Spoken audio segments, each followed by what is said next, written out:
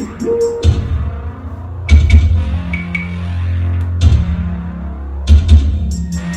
you could feel what I feel, would you still wonder why? If you had seen what I've seen, would you still be riding high? Now what if you had lived the way I live, and if I had lived the way you live, would it be you, my nigga, my nigga?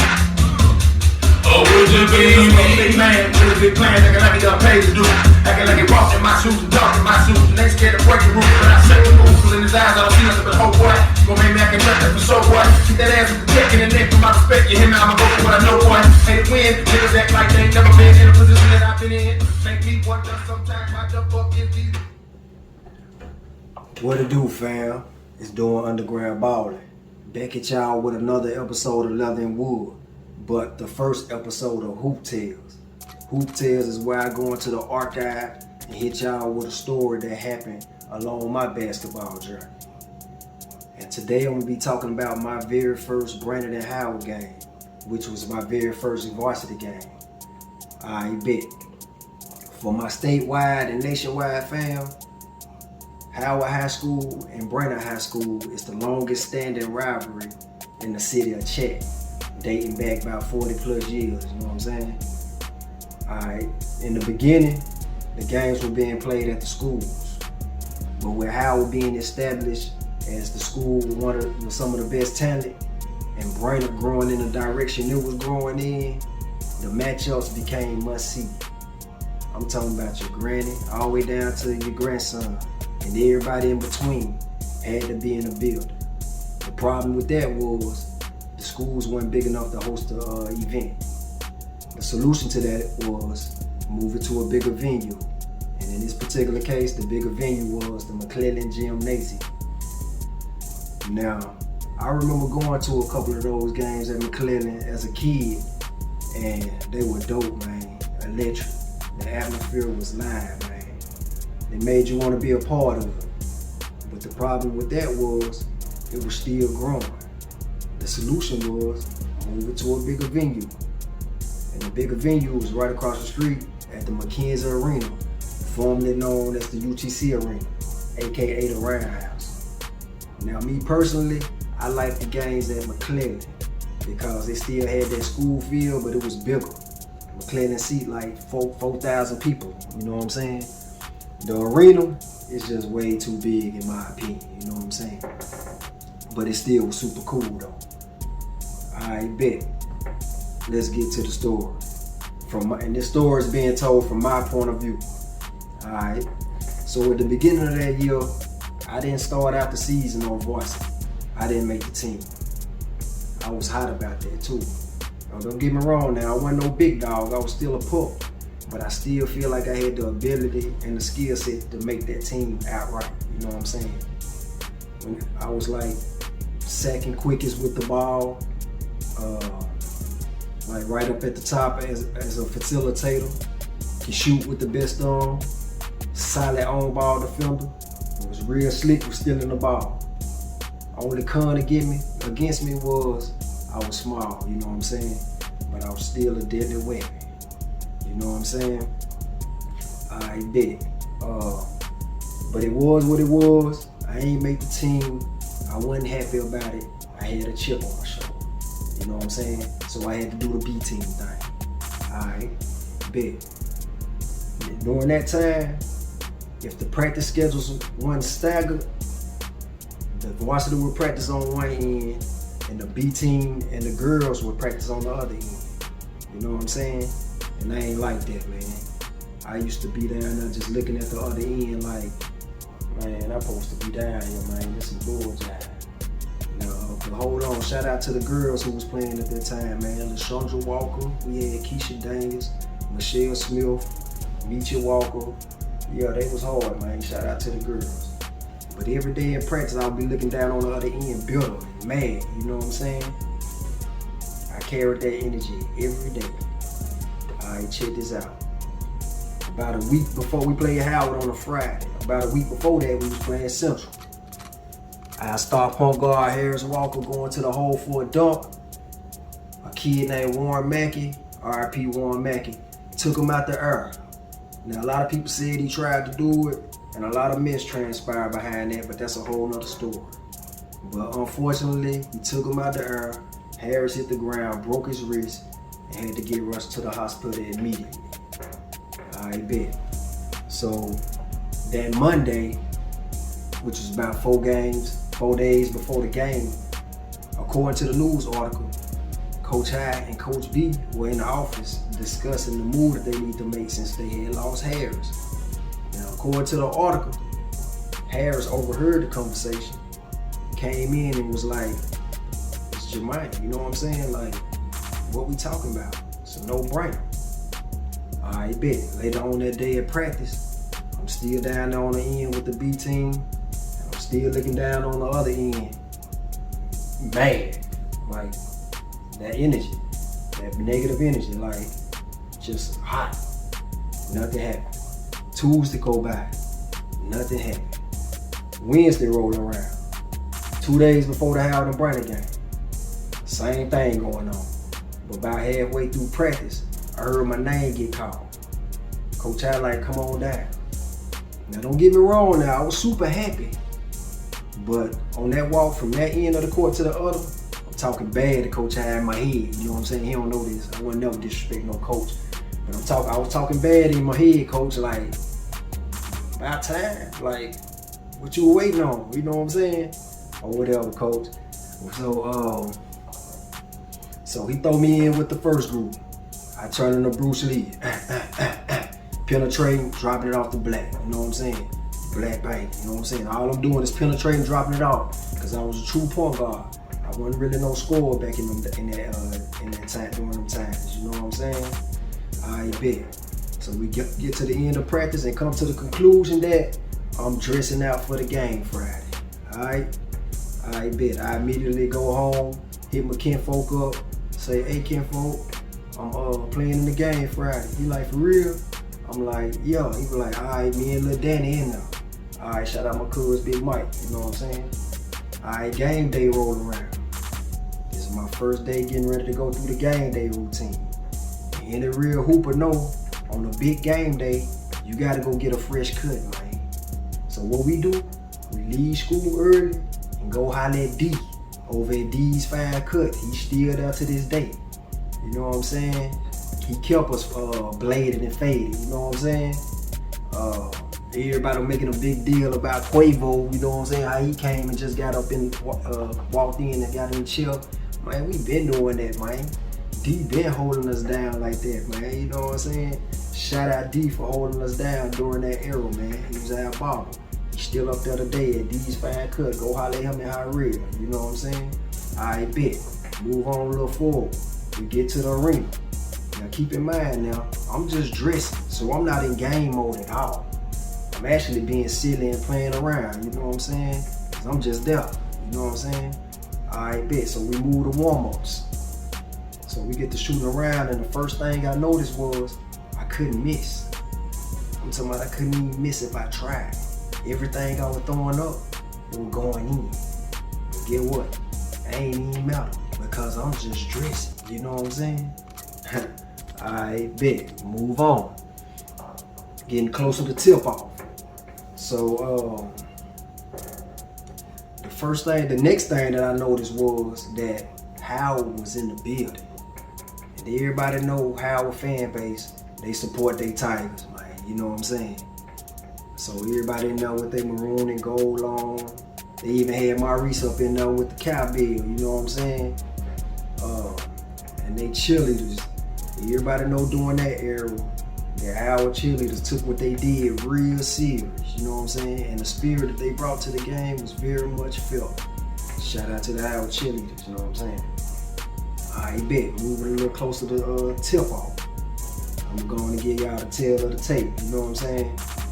On the outside, we had CJ Black, Johnny Goodman, Reggie Skipworth, Eric King, and I think Coach started Nick Stamp, you know what I'm saying? With Harris being out. Coach decided to go big. And the pilot was Coach Robert High. And the co-pilot was Coach B. You know what I'm saying? On the other side, Howard was pretty big and long too. I want to say they had Sands, UU, Al, D. Morgan, Mike Jones, Petro, my dog D. Wilbur, what up D? And Jermaine Coleman. Now for y'all that don't know, Jermaine Coleman during that time was arguably one of the best shooters in the city. Due to his untimely demise, he didn't get a chance to show the world what he had to offer. I want to say he broke a record on Notre Dame that year in the Jamboree. They correct me if I'm wrong, Carl, but I think Coleman broke a record on y'all in the Jamboree. You know what I'm saying? R.P. Coleman though. And they was led by the late great Henry Bowles, a legend in the South. You know what I'm saying? R.I.P. Coach Bowles, man. Alright, bet we get to the tip off. You know what I'm saying? The game get going. I want to say Mike Jones came out and hit us with a 3 off the rip. You know what I'm saying? He set the tone. But then Big Black came right back and had to let him know, you know what I'm saying, he was in the building as well.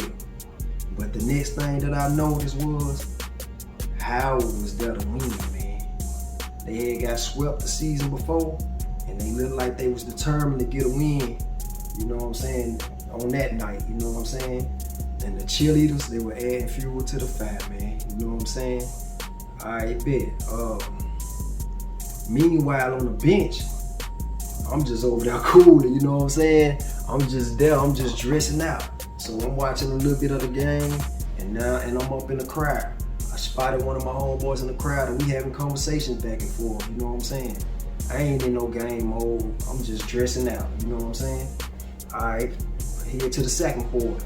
Howard still being aggressive, attacking the hole, you know what I'm saying? Attacking.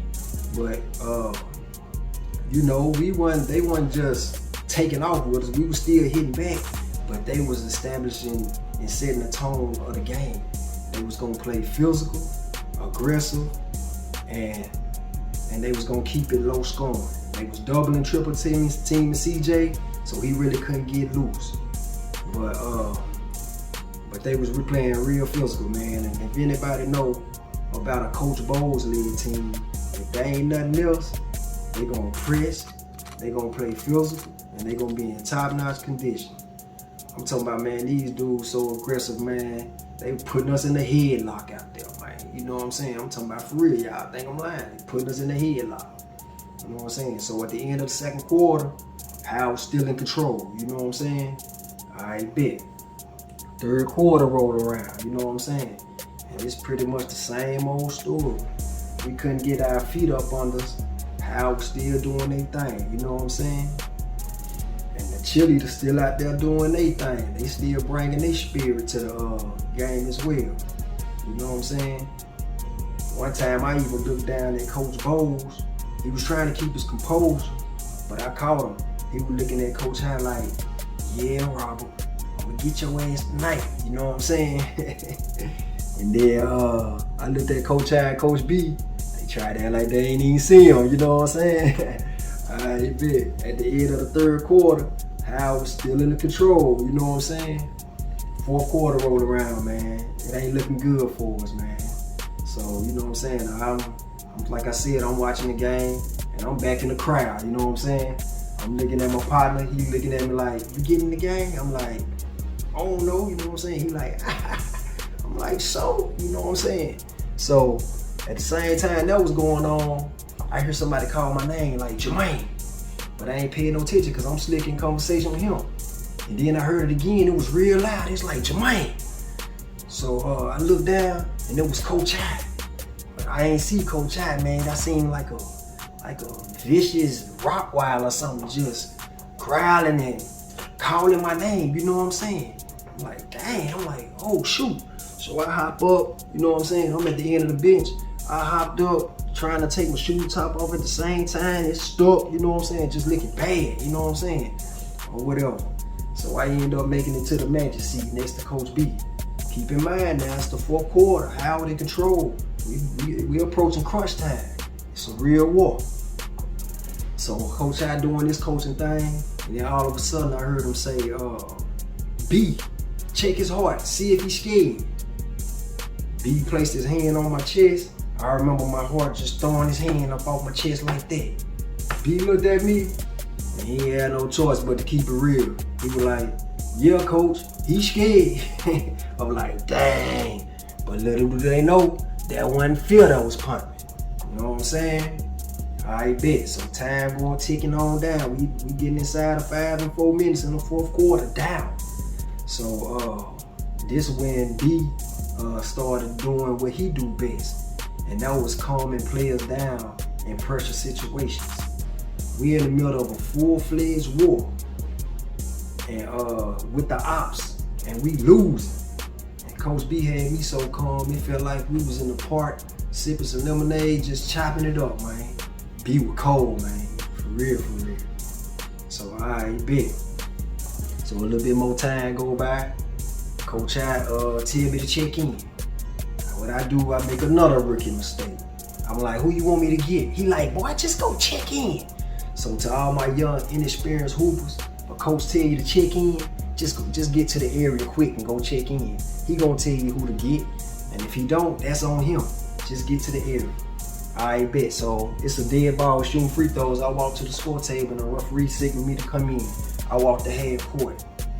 And once I stood in the middle of the half court, I can feel everybody outraged just beaming on me in the whole arena from all directions. I feel it. I'm just standing there absorbing it all. You know what I'm saying? They look like man, who is this little dude, man? What's going on with this? Who it is? Or whatever. I'm just absorbing it. And that's what I made on my game plan. I was like, just don't mess up. You know what I'm saying? Just don't turn the ball over. If I can get out of here without making a mistake, that's a victory for me. But little did I know the BG had another game plan for me or whatever. So few plays, few possessions, we going up and down the court, you know what I'm saying? I'm just coming down, just passing it around, you know what I'm saying? Just trying not to make a mistake. All right, a dead ball occurred. Coach I called me over. Now this ain't Rockweiler Coach I no more. This psychologist, therapist Coach I, you know what I'm saying? And not little did I know that he was about to place me up under a spell. I didn't know this about Coach I, but he was good at making players feel like they can do something. But I ain't know, this is my first time playing for him, you know what I'm saying? So he called me over, he like, hey Jermaine. I'm like, what's up, coach? You know what I'm saying? He got this little smile on his face while he talking to me, man. He like, how you doing out there? I'm like, I'm doing okay, coach. He like, okay. He like, let me ask you a question. I was like, what's up, coach? He was like, you can shoot it, can't you? I was like, yeah, I can shoot, coach. He was like, ha ha, he with that laugh. And then he smacked me on my chest. Now, you know how you get hypnotized? And they be like, 3, 2, 1, snap, and then you go up under the spell? When he hit me on the chest, that's when he put me up under the spell. Everything changed. I couldn't hear nothing, and everything started moving in slow motion. And he just walked off laughing, and I just watched him. Nobody in the gym knew I was under a spell, but I was. So I'm standing out. We was lined up by the half court when he was talking to me. So I turn around, walk the half court, and then all of a sudden we taking the ball out. Somebody inbound the ball to me. I took 2 dribbles. Remember now, I'm under a spell, and I just let it fly from almost half court. Man, my cuz told me when he seen me do that, he was like, what the hell are you doing? And I think everybody in the gym felt like that, but I let it fly. And next thing you know, all I heard was, you know what I'm saying? And when I heard that, that's when I went into the second phase of my spell. I snapped out of it. Now all of a sudden I'm super locked in. I can hear everything. I can hear Coach Bowles. I can hear Coach I. I can hear all the players' little dialogue. I hear the shoes screeching on the floor. I'm just super locked in. That's the first time I have ever been locked in like that in my life. You know what I'm saying? So, and that spark and that shot gave us the spark that we needed. You know what I'm saying? You know, like how somebody don't have a pulse and then they hit them with that defibrillator. You know what I'm saying? And then they be like, and they give them life. That shot was our defibrillator and it gave us life. You know what I'm saying? So We come down, we get a stop, come back down. Nick Stamper miss a layup, JG catch it off the rim. You know what I'm saying? So we getting turned up. And you remember that Howard team that I described earlier? Physical, aggressive, determined. At this point, they the complete opposite. They look rattled, they indecisive, and their confidence is shook. You know what I'm saying? So with that being said, I think Morgan, he picked his dribble up on the wing. You know what I'm saying? So he like this. So he tried to enter it into the high post, and I sniffed it out. You know what I'm saying? And I popped it out. Bah! I got it up to JG. JG lobbed it up to Black. Blue! The crowd just went crazy at that point. You know what I'm saying? We like, woo, we turned up. You know what I'm saying? So a few more segments happen. A few more sequences happen up and down. You know what I'm saying? We feeding, we getting the momentum. And remember now, I'm still up under hypnosis. Some kind of way the ball found me again. I got the ball almost in the same spot, but just a little closer, and let it fly again. I'm talking about boom, you know what I'm saying? And that one hurt, you know what I'm saying? That one hurt him bad. You know what I'm saying? I'm so locked in though, I just shoot back down court, get back on defense, locked in. You know what I'm saying? I bet. So a few more plays happen, and now we at the point to where it's like 20 or 30 seconds left in the game, you know what I'm saying? And Howard got the ball down to with like 15, 20, 30 seconds left. I can't remember how much time it was left. They called a timeout. Coach Bowles draw up the play. They come out the timeout, and this what happened. With the ball time running out, but they turned it over with 21 seconds left. Howard works for a shot that'll tie it and send it into overtime. But C.J. Black comes up big. How big? The future ball blocked the shot. Brainerd hangs on for the 50-48. You know what I'm saying? You know what I'm saying? We end up pulling it out or whatever, you know what I'm saying? As you can see, or whatever. The crowd end up carrying me off. I mean, not the crowd. My team end up putting me on their shoulder, carry me off or whatever, you know what I'm saying? And we stole that one from Howard, you know what I'm saying? Howard, y'all let us get that one, boy. Y'all let us off the hook on that one. Well, we really took it, but the game was y'all to win. Y'all had put in the work to win that game, and we snatched it. You know what I'm saying? And, that was my very first Howard and Brainerd game. You know what I'm saying? And the moral of the story is to the kids was, hey man, everything ain't always gonna go according to plans in the beginning, man. You know what I'm saying? Things ain't gonna go our way, but you gotta stay down for the come up. Stay true to the game and respect the game. And I guarantee you at some point, the BG, which is the basketball god, will give you an opportunity. You know what I'm saying? Hey, and I ain't gonna need, so, you know what I'm saying? We got the win or whatever. I end up going to spend the night on my cousin's house. Next morning, I'm asleep. He woke me up, hit me with the newspaper, you know what I'm saying? I had a little write-up in the newspaper my first time being in the newspaper, you know what I'm saying? Or whatever. And then later on that day, we went to the mall.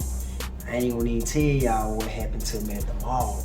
Kinfolk, you remember what happened at the mall? Yeah, some of that, you know what I'm saying? But yeah, man, that was the first episode of Hoop Tales. I'm gonna be back with some more exclusive stories, you know what I'm saying, about what a couple of things that happened that y'all might not know about.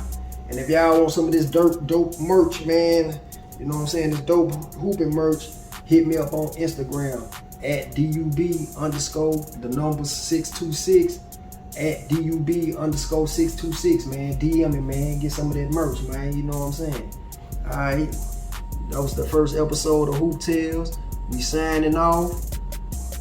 And we'll be back next time, man. You know what I'm saying? We out.